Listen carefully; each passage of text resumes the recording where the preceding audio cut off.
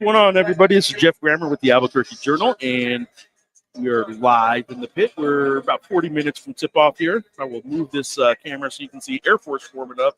The Lobos have walked up the ramp, doing a little pregame preparation here. Let me see if I can get this camera a little bit better for you here. And anyway, we are live in the pit. Like I said, 40 minutes before tip-off between the last place Air Force Falcons, tied for last, with Fresno State, and the first place UNM Lobos, who are 14-3, and still, while Pitino kind of said earlier this week he hates the phrase "control their own destiny" because that implies, no matter what the other team does, like you control your own destiny. Well, technically, it's true if you just keep winning. The Lobos will win first place outright if they win their last 3 games. There are still 3 teams that play them, and 3 teams going up against them today, you would think should be a more comfortable one, with Air Force being a team that the Lobos just less than a month ago, 3 weeks ago, beat by 35 points at the U.S. Air Force Academy. And this is a game that today is a 22.5 last time I looked. In fact, it's probably time now to post my picks for the game, but the point spread today is at 22.5 currently.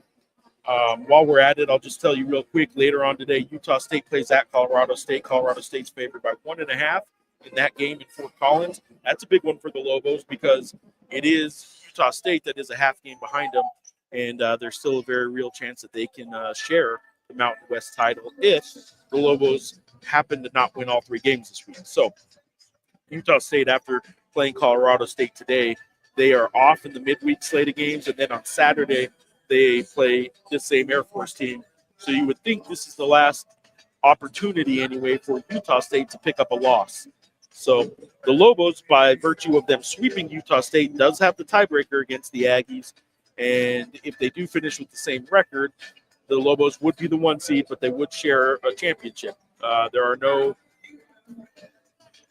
tiebreakers for championships in the Mountain West. Tiebreakers are only for seeding, so it would determine who the number 1 seed is. The Lobos would get that if it's a 2-way tie with Utah State and with the Lobos, but it would be a shared championship. Either way, the Lobos haven't won a championship, a Mountain West regular season championship, since 2013. They won a tournament championship, obviously, last year and in 2014, but the last Mountain West championship, which is technically determined by the regular season championship, hasn't been since 2013. So they're playing for an awful lot this week. Today, no hiccups is sort of what they're hoping for today. Obviously, a year ago, Air Force did pick them off. I will say a year ago, when Air Force picked them off and upset them here in the pit, that they had a little more firepower, did Air Force. They had Rytis Petritis, who is a guy starting now at a Big Ten school in Cal. Maybe not a great Big Ten school, but he is a Big Ten starter right now. They had a couple guys transfer out of the program last year. They had a little more firepower. This year's team for Air Force doesn't quite have the same kind of talent. Ethan Taylor, I will say, is I'm not saying first or second team, but potential third team all-conference level player. He has more starts than anybody in Air Force basketball history. He's the first Air Force player ever to have 1,000 career points, 500 career rebounds, 300 career assists. He is the only player in the league, along with Nick Clifford, so one of 2 players, rather, that leads their team in points, rebounds, and assists right now. So let me get the other 2 later games today. Boise State plays at Fresno State. Boise State's favored by 17.5. San Diego State plays at Wyoming. They are favored by 7.5 in Laramie. The 2 big games today, if you're a Lobo fan, are obviously the Lobos against Air Force. Shouldn't be a problem in terms of the outcome. We shall see. Maybe I just jinxed them. But the Utah State-Colorado State game is the big one. And that is a game that Colorado State is favored by 1.5. We shall see. We shall see. Colorado State still has an outside shot at winning at least a share of a Mountain West title. And they are the only original team left that's never won a Mountain West championship. So the Rams are still playing for an awful lot themselves. The Lobos, the rest of the week after this Air Force game, are at Nevada, who played horribly last night, and will be going for Steve Alford's career win number 700 on Tuesday night. So they got plenty to play for after a bad loss last night at UNLV. They looked horrible, frankly, shot horribly, and you can't imagine they would do that 2 games in a row, and the Lobos better be ready on Tuesday. And then they finish up next Friday senior night in the pit against UNLV, a team that expects to have Deadon Thomas back. Kevin Kruger did say Deadon Thomas will be back by the end of the season. Well, that's one more week, unless he was talking conference tournament. Deadon Thomas with the shoulder injury probably will be back this week. Frankly, they looked a lot better last night than they had in a long time. I don't think it's because they didn't have Deadon Thomas as much as it was guys kind of stepping up. I suppose that is because they didn't have Deadon Thomas, but they're better with Deadon Thomas. But other guys stepped up in the absence of Deadon and kind of showed what they can do. And I think both games next week for the Lobos are going to be dangerous ones. At Nevada and versus UNLV, those are both one-possession games earlier this season that the Lobos did win, but by no means had an easy go of it. So see where we're at now. We're at 35 minutes before tip-off here in the pit. Let's get to a couple of your questions here. Got a CSU fan here saying hi. Brendan on YouTube saying hi. Hope we can help you guys out today. You're a great follow, Jeff. I appreciate that, Brendan. And tell you what, there's going to be close to 15,000 people here in the pit that are rooting for the Rams today. That's for sure. Any combination, the magic number for the Lobos is 3. Any combination of Utah State losses or Mexico State wins over this past week that equals 3 would give the Lobos an outright championship. Just 2 to get a share. They need to get at least 2 of those things to at least get a share of the championship. So I do think the Lobos, they'll be favored in all 3 of their games, but man, they'd feel a whole lot more comfortable if CSU picks off the Aggies today in Fort Collins and kind of leaves a little bit more breathing room. That said, when they beat Utah State a couple weeks ago to get the season sweep of the Aggies, maybe there was a sense then that they got a little bit of breathing room, and then they went on to lose 2 games. Now, those are 2 road games that are tough to win. You're not going to win a lot of games at Boise and at San Diego State anyway, but there was probably a sense of a little exhale by the Lobos when they swept Utah State a couple weeks ago, and their defense wasn't on point the last 2 games. Fast break points weren't on point. So I would say that the Lobos feeling the comfort of a cushion maybe didn't prove to be the best thing for them the last time. That said, Colorado State, you would help the Lobos out a lot, and a lot of people here would be grateful if you go ahead and knock off those Aggies today in Fort Collins. Dominic Ortiz on YouTube is asking me what my thoughts on the Lobos are this year. I mean, at this point, I've written a couple hundred stories on them, and my thoughts on them are they're a good team. I do think at their best, they're the best team in the Mountain West. I think they've shown that a couple times. They haven't been at their best in about 4 or 5 games, but at their best, the Lobos are the best team in the league, I believe. I do believe they have the best player in the league in Donovan Dent. I do know Nick Clifford's numbers are ridiculous, and he's certainly talent-wise right there. I think all things considered, Donovan Dent is the player of the year right now, though. With Nick Clifford, and certainly Tyson Degenhardt's not too far off. I will say Tyson Degenhardt, certainly from a scoring standpoint, deserves to be mentioned. But if you look at some of the other fill-in-the-box, check-the-box kind of categories, Donovan Dent and Nick Clifford are doing things that nobody else in the league are doing in terms of filling a stat sheet. Miles Bird was doing it a little bit earlier. I think he's coming back on now, but he did have a little bit of a lull. And Nick Boyd might, frankly, be their most important player at San Diego State right now, although Magoo Guath has been fantastic too. So my thoughts on the Lobos are they're the best team in the Mountain West, and if they're playing at their best, they can not only win the next 3 games, they could win the Mountain West tournament. We'll see. We shall see. I do think they get into the Mountain West, the NCAA tournament, though. John on YouTube, hi GG, thank you for the show. Last game, Drew couldn't throw the basketball in the ocean. Hope he went to the optometrist. Lobo sure played ugly for San Diego State. I would agree with you. San Diego State tends to do that to even some of the best Lobo teams. If you remember the 2013-29 win Lobo team with Kendall Williams, Alex Kirk, Tony Snell, Cameron Barstow, Hugh Greenwood, that Lobo team went to San Diego State and put up like a 37-point game. As good as that team was, San Diego State does that to the best teams they play sometimes, and in that arena, they can do that. So I don't want to read too much into what either Boise State or San Diego State did to the Lobos in 2 8-point losses, both road losses, and the Lobos are still in first place. But the reality is, don't need to sugarcoat it. Like the Lobos weren't at their best in either game, and it was primarily their defense. While all but 2 players pretty much were awful shooting Tuesday against San Diego State, I would guess that doesn't continue, the rest of the season, because we do have a whole sample size of the entire season to show us that what happened Tuesday probably isn't going to happen the rest of the year. But yeah, you're right. True was bad. Mustafa was bad shooting. Nelly was timid inside. It's probably one of the poorest 16 rebound games I've seen a player have. He did draw 5 fouls, but the Lobos, frankly, were awful getting him the ball in the post.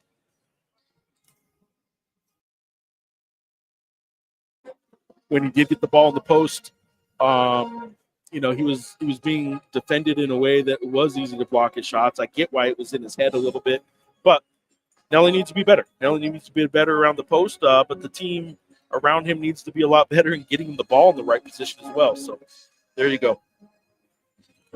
Where can I watch the game today? Today, Kino on YouTube is asking. Today's game is streamed on the MW.com, themountainwest.com. Today is one of only 2 games that the Lobos have on the Mountain West Network in league play that is not on one of their TV partners that is streamed. So, themw.com.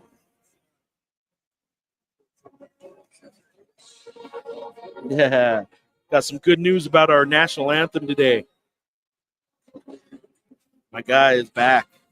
So happy. Just got a text. National anthem today is going to be an awesome one. My guy Jake Riego is back to play the national anthem. Korean War veteran, plays on the harmonica. You guys are going to love it. Anybody here in the arena, you're going to love it. Amzil's warming up. Amzil will start today, as far as I know. I haven't seen starting lineups, but there's no reason that if he is going to play, he's not going to start. He should start. Jovan Milicevic has been playing fantastic, but is far better off the bench. Needs a couple minutes to kind of watch the game play out in front of him before he's better off the bench. The Lobos, look, I saw the emails and I saw your guys' posts on social media after the Tuesday night game. Remember this about Amzil. The Lobos are better with another post player who can play back to the basket. Jovan's not shown he's great at that yet. Jovan is a fantastic shooter and been playing very good and can play back to the basket, but hasn't really shown it a bunch of games. Also, Mustafa Amzil is their second leading rebounder, third leading scorer, second on the team in 3-pointers made. I know it's not at a high percentage, but they need Mustafa. They need him to get right. He has not practiced in a month because he's been nursing his foot. And he needed Tuesday night to shake the rust a little bit. And today will be another game to sort of shake the rust a little bit more. And we'll see how that goes. I think the Lobos really need him. So some patience with Mustafa is probably needed. But I think you'll see a much better Mustafa Amzil today than you did on Tuesday. But, yeah, they need him for the Mountain West tournament, guys. All right, Frank on YouTube. Has this season increased the likelihood Coach Pitino will get an offer that he won't refuse and leave UNM? Additionally, any 4- or 5-star recruits coming to UNM right now, or considering UNM right now? UNM's already done its high school recruiting. They signed both of their guys, 2 guards. How's it going? Both of their guys, they already signed in November. They try and get their high school recruiting done by the early period. Doesn't mean if a 4- or 5-star recruit came knocking on the door right now, they tell them no. But most high school recruiting at the college level is done by now for this recruiting class. The portal opens up in a couple weeks. The next phase of recruiting is a crash course, a 1-month period of trying to do all your recruiting in the transfer portal for next year over a month or 2 period, whereas the high school recruiting started last summer, 2 years ago. High school recruiting for next year's recruiting class has already started, but the idea of too many high school guys, 4- or 5-star guys, still signing with teams is pretty limited at this point, and the Lobos aren't actively looking at any high school guys now because they've already signed their 2 for this class. They try and get 2 a year. They got Kate Dotson and Jovan Milicevic. In last year's class, they got Donovan Dent, obviously, a couple of years ago with Braden Appons and Quinn Webb. Who am I forgetting? Last year was True Washington that they got, and JT Toppin. So they've been really good at their high school recruiting. But they wrap it all up by November, as do most schools. They're not alone in that. As far as Pitino and the Power 4 conference, he's already been offered, but not offered. He's already been talked to. His agent's been talked to. He will be offered plenty. The Lobos are trying hard to put a package together to keep him.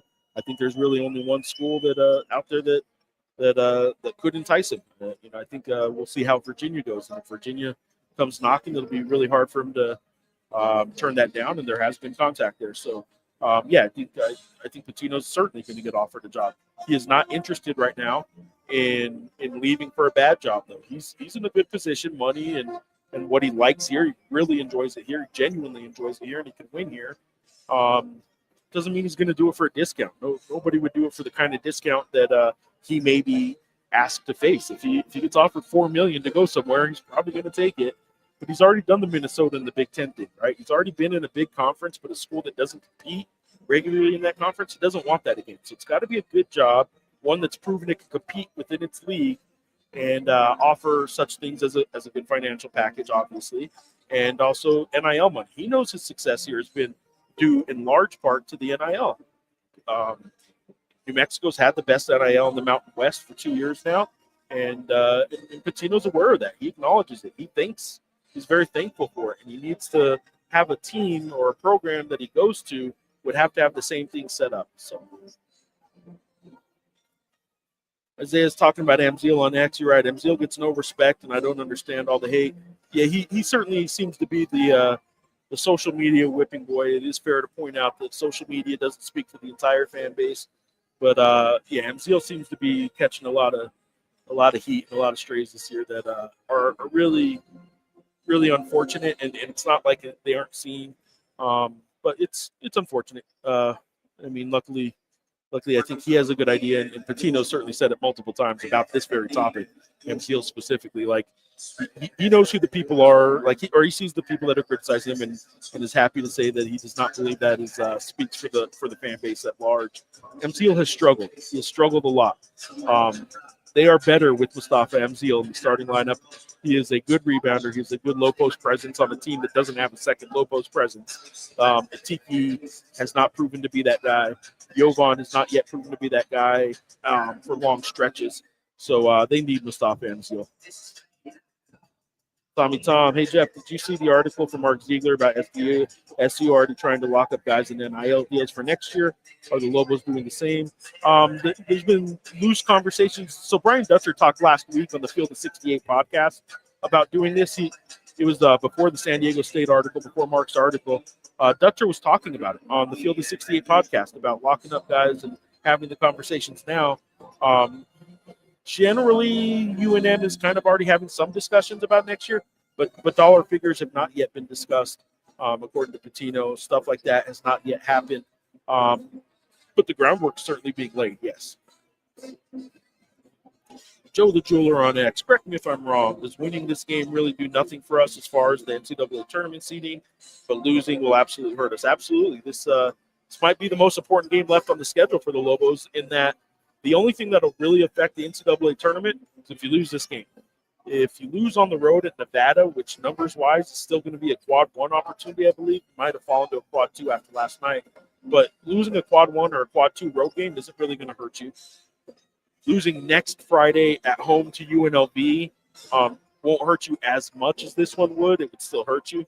But in terms of actual impact on the NCAA tournament, this one is more powerful than any of them. So, yeah, win this game. You're favored by 22.5. Just win this game. Preferably, if you're looking at numbers and metrics, win it by 30 or 40, and you'll be good. It is unfortunate that you have a game like this so late in the year that really the only gain you can get from it is in a total blowout, like 30 or 40 point kind of blowout. But that's the reality of where Air Force is this season. Don't know why I still have the camera pointing over there. We got Lobos over there for you guys to look at. Field Report is saying, great show as always. Any inside information on whether Donovan Dent plans to stay and how's our NIL shaping up? NIL is doing just fine. NIL is still the best in the Mountain West, the highest dollar figure for men's basketball. It's catching up on football, but NIL is doing just fine. There's the camera is pointed at the Lobos warming up right now. I can tell you there are a lot of a lot of dollar signs you can see over every one of those players' heads. Every single one of those players right now warming up is getting NIL money, and some of them are getting a lot more than I think some of you guys probably would guess. So there is a lot of NIL money flowing through the UNM Lobo basketball program, and still set up for next year to do the same. As far as Donovan and next year, nobody's really talking about next year just yet, because nobody is even talking about next week yet. They've done a pretty good job already of getting to this point of the season by not really looking ahead. And that includes next season look aheads. I will say this about Donovan: his dad is we talk about their people or their guys around them. Donovan's dad's the guy around him, and Donovan's dad has a whole lot of respect for Richard Pitino and this Lobo program in general, and the University of New Mexico. I think they have a lot of respect for UNM. Not unlike Pitino, though. If the offer is just if the offer is too much to refuse, then you just can't refuse it. I will say this about Donovan: I'd be shocked if he doesn't test the NBA draft waters this offseason. Same thing that JT Toppin did last year. Same thing that Jalen House did 2 years ago. It'd be kind of crazy for him not to. He should go get the feedback from the NBA scouts and see what he needs to work on to play at the next level. Wow. UNM just turned on the loudest commercial I think I've ever heard. I have no idea why this commercial is so loud.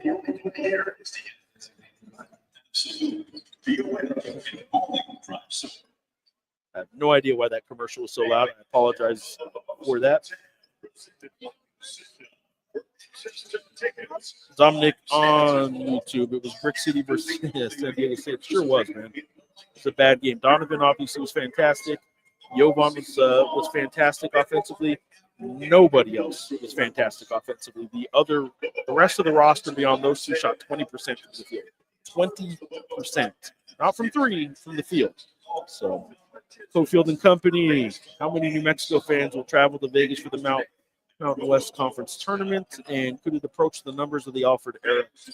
I don't know, man. Last year was pretty impressive. Last year, the run they went on last year, I think kind of made a few of the fans that didn't go kind of regret. Like they remembered those Alfred years when it was 7,000, 8,000, maybe more, maybe 9. I think that championship in 2013 between UNLV and UNM and the sold-out Thomas and Mack, 18,000 people were there. I got to tell you, man, I would be – you could convince me that 50% or more were Lobo fans at an 18,000-seat Thomas and Mack Center that game, and it was impressive. So will 8,000 or 9,000 Lobo fans show up this week or in 2 weeks? I don't know if it'll be quite that much, but, man, after last year, the 4 games in 4 days run, I bet you some Lobo fans that didn't go last year that regretted it will be there this year. So, yeah, I think it'll be a good contingent, 6,000, 7,000. More than any fan base, I would say. Even Utah State. I know Utah State fans show up, and they show up loud, and San Diego State certainly still does. But I would say the Lobos will still have the biggest contingent of fans for the men's part of the Mountain West tournament in 2 weeks in Vegas. Not a question, but JT Toppin and Donovan Dent would have been the best duo in the country this year. You're telling me, man. For a moment, they had John Tanji committed, former Colorado State Ram, who this year's just killing it for Wisconsin. In fact, on KenPom.com, I think he's rated as the number one, statistically speaking, is the number one player in the Big Ten Conference this year.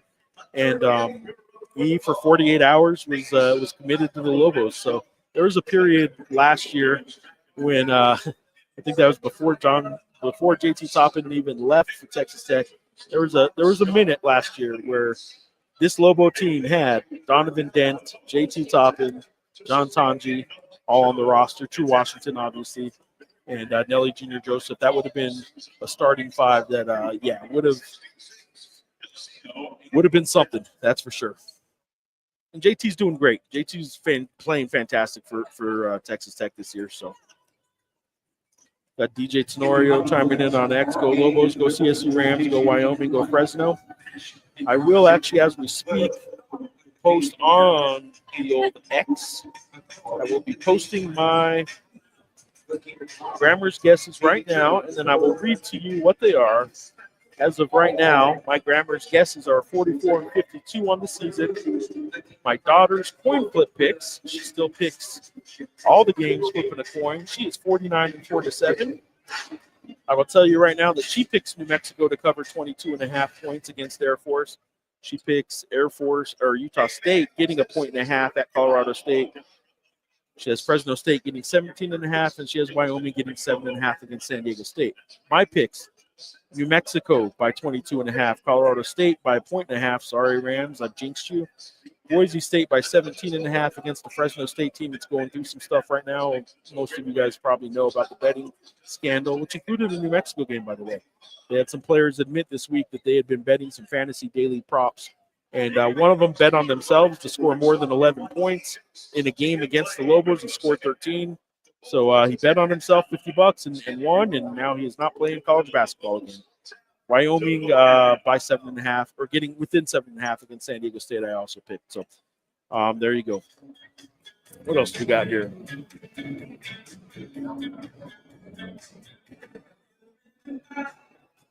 Jeffrey Wells on Vegas attendance. Let's put it this way: still some seats inbound to Vegas excuse me, for the fraternity week on Southwest for the tourney week. Returning flights on Sunday. On the other hand, not so much. That's right.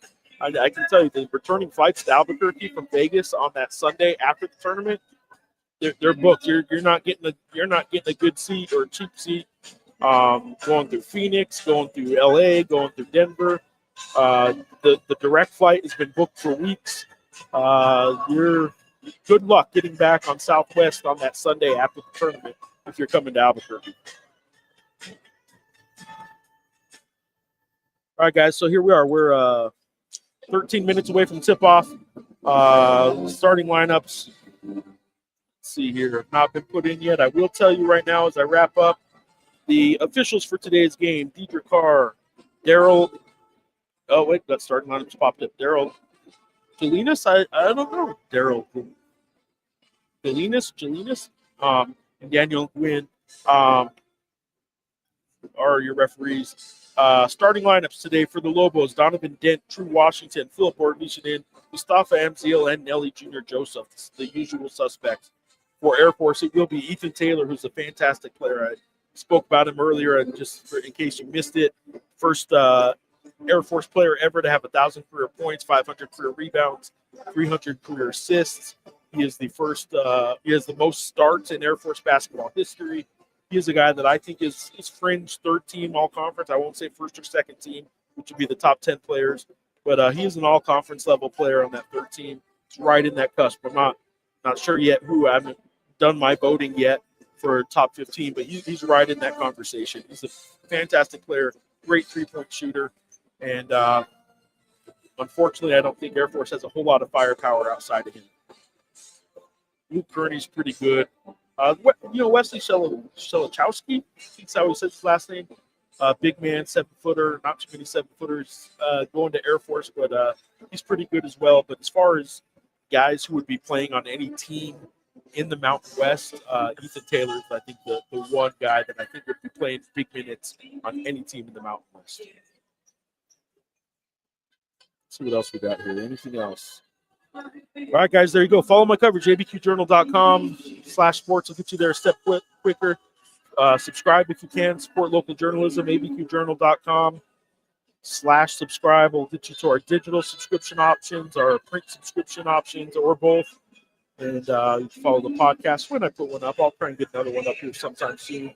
And certainly on X at Geoff Grammer, on Blue Sky as well at Geoff Grammer. You can get me at either place. And tomorrow's printed issue of the Journal, and tomorrow online I will have an empty notebook and a game story. So thank you guys for tuning in. Thank you guys for sending in your questions. Lobos and Air Force in about 10 minutes. Lobos favored by 22.5. Big game today, Utah State at Colorado State. Colorado State still favored by 1.5 for Fort Collins. That game's at 2 o'clock later today. Some seeding implications, I guess you could say, in that one. And those two teams still battling it out for second place right now, but both of them still have conference championship hopes. So big one in Fort Collins later today. Thank you, guys.